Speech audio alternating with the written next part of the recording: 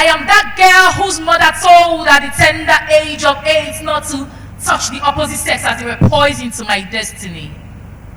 But blatantly refused to discuss anything further about sexuality.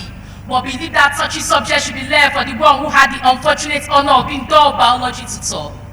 Because for her, it was case closed. Because as long as she had won me once, she expected the alarm bell she had rung in my ears to create a triple sound effect in my mind and for me to keep my legs closed. I wouldn't mind if I was being run over by a movie vehicle if it was due to the fact that I kept my eyes closed.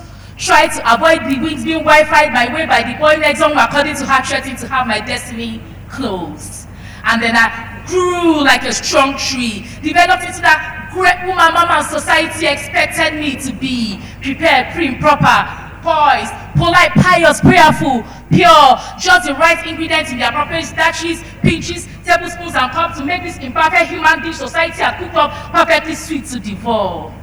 But you see, contrary to Mama's wish, no one was eating this exquisite dish. Even though everyone should have been falling, no one was fooled by what they could see. Because one thing Mama never taught me was how to be uniquely me. She had trained me to fit perfectly like a round peg in a round hole. If only she had used her sage spectacles, she would have seen I was not round. I was not even square. I was born square, a shapeless amoeba that could not be fitted into anywhere. Finally realizing how Mama's nice but useless lessons were actually what less I discarded them all and tried to discover my own presence so one day my work could be valued as priceless. I decided to rebel against popular culture, disregarded the routine that said be born, get educated, get a job, get married, procreate, work and die. I cancelled the script, rewrote the formula and tossed out the old school like a gambler rolling out a die.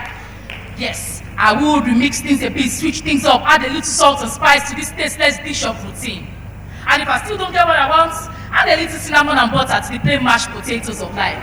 Yes, I will make my own story sweet. Because if as they say we only live once, why not live life to the fullest and have for a while at it? I decide I will fulfill purpose. I will be different. I will live a life of destiny, trashing the way society had taught me to live. Not caring about the consequences, the ruling power to dish to me for discarding grandma's remedies. Mama had taught me to conform, yes, but I will stand out and with my life transform.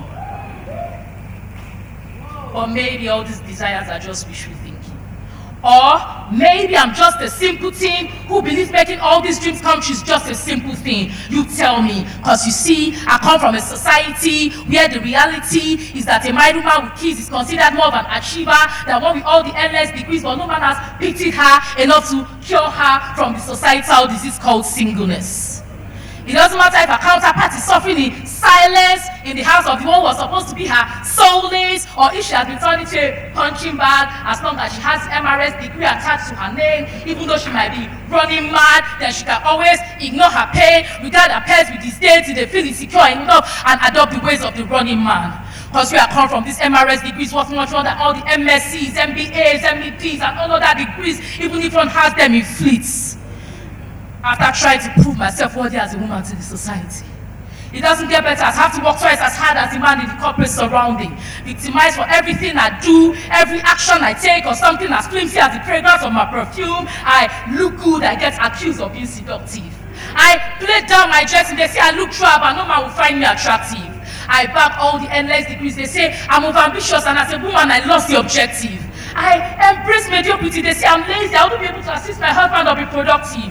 I depend on a man for riches. They call me a gold digger and a ball. And if I aspire to be financially buoyant, they say no man will be interested in finding out where you're from. Oh girl, you're too flashy. You must hide all your worldly possessions under the bed, lest you intimidate the men. Just take up your S-class, fold it and knot it with the shred of certificate that is holds the inscription of your almost first class degree, thanks to the lecturer who victimized you for missing just one class, but you were lucky enough not to end up as one of his victims who finished with just a flimsy pass. It's as if once you're a woman, there's no winning in this game. So I submit my fate to society's defeat. At least if I cannot be the head, I can tuck myself somewhere in the mediocrity and end up not being defeat. And therefore I decide. I decide I'll be rich, I'll be poor, I'll be hardworking, I'll be lazy, I'll be ambitious, I'll be lethargic, I'll be sophisticated, I'll be simple, I'll be flashy, I'll be trouble, I'll party hard, I'll be holy, I'll be anything. Anything you want just to fit into your ideals of what a woman should be. Forget about my shapeless shape. and pretend to be round till I find myself in a merry-go-round, running around and around in circles, trying to please this faceless but powerful norm called society, neglecting my dreams, being dead to who I really am and what I'm meant to be, till the dizziness acquired from the endless pleasings which have managed to grow a tree so fruitless causes me to have a fainting spell as society steps over me, walks away, and searches for its next victim.